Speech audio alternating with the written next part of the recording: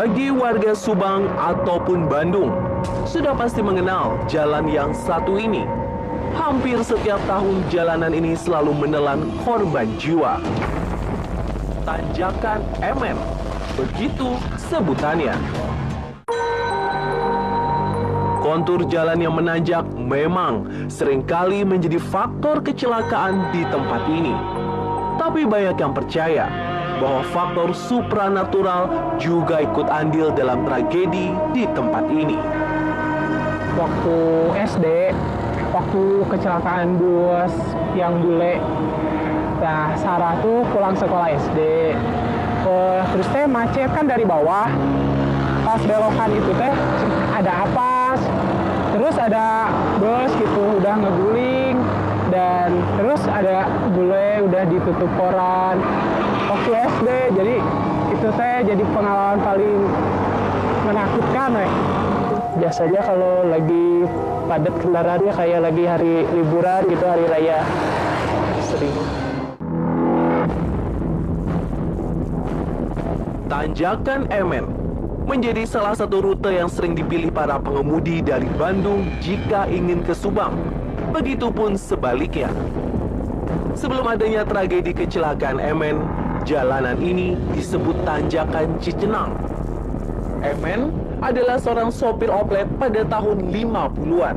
Ia membawa penumpang dari Bandung ke Subang dan sebaliknya. Setelah kejadian mengenaskan tersebut, tanjakan ini jadi lebih dikenal dengan sebutan Tanjakan MN.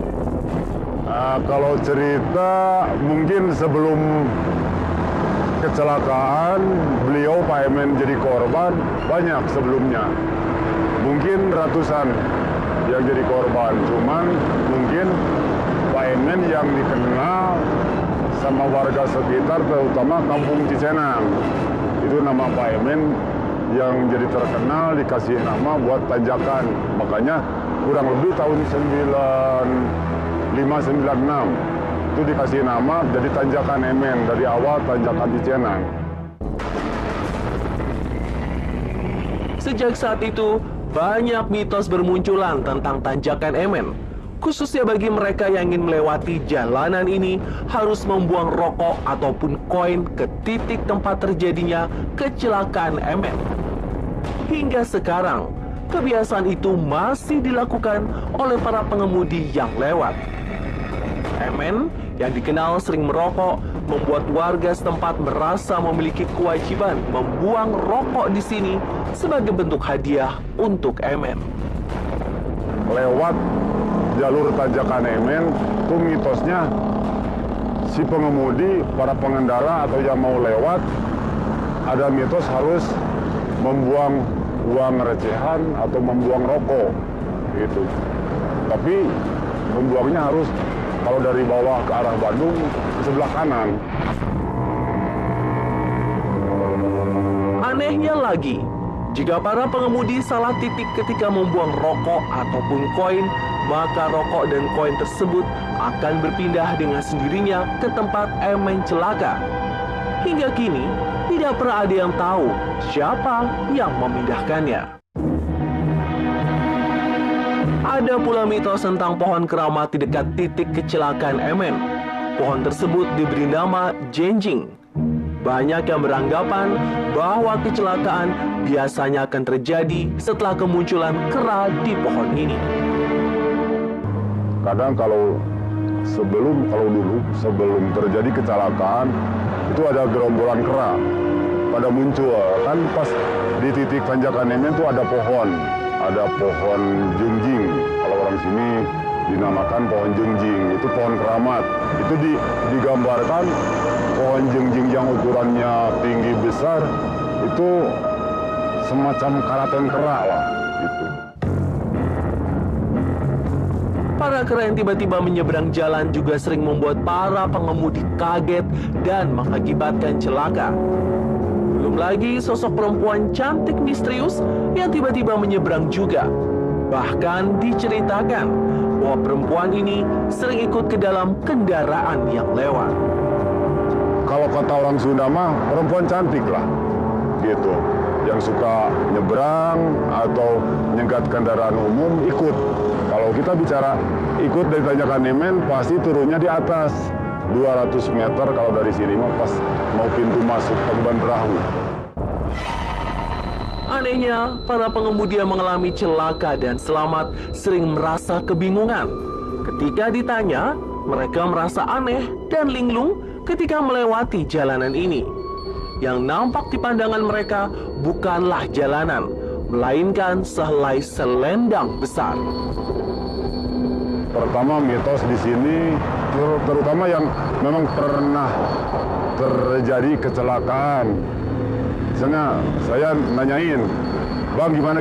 Itu kadang-kadang yang namanya Tanjakan Emen seperti kain lah, seperti kain gitu, seperti warna kain yang gak jelas arahnya.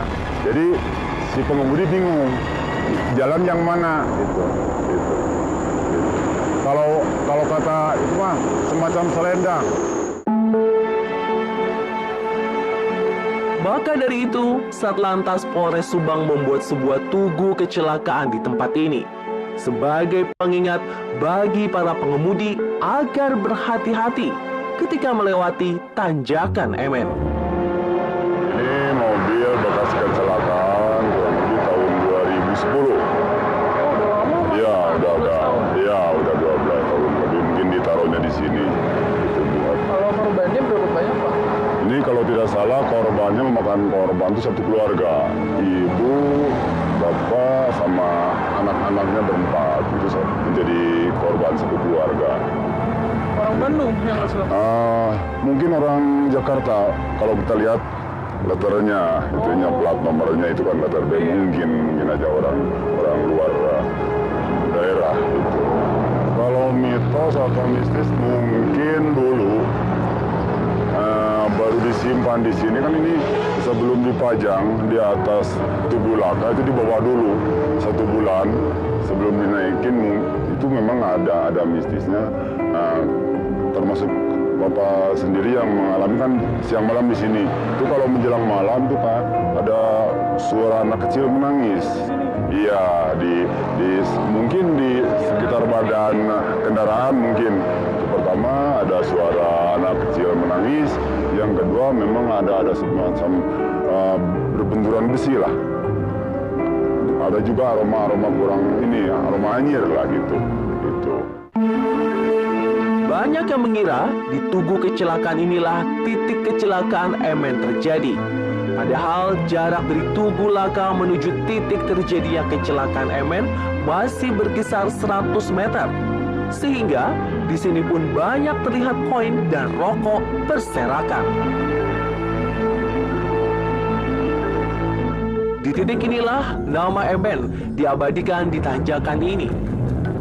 Sekitar 60 tahun yang lalu, kendaraan yang dibawa Emen terguling dan terbakar di sini. Kendaraan tersebut berisi 5 orang termasuk Emen. Segala cara diusahakan, namun hanya kernetnya saja yang selamat. Nah ini tanjakan ini Pak Emen. Nah kan Pak Emen tuh dulu kecelakaannya di sini, makanya ini disebut Tanjakan Emen. Ini dulu membentur tebing sebelah kiri, itu beliau sampai mobilnya terbakar.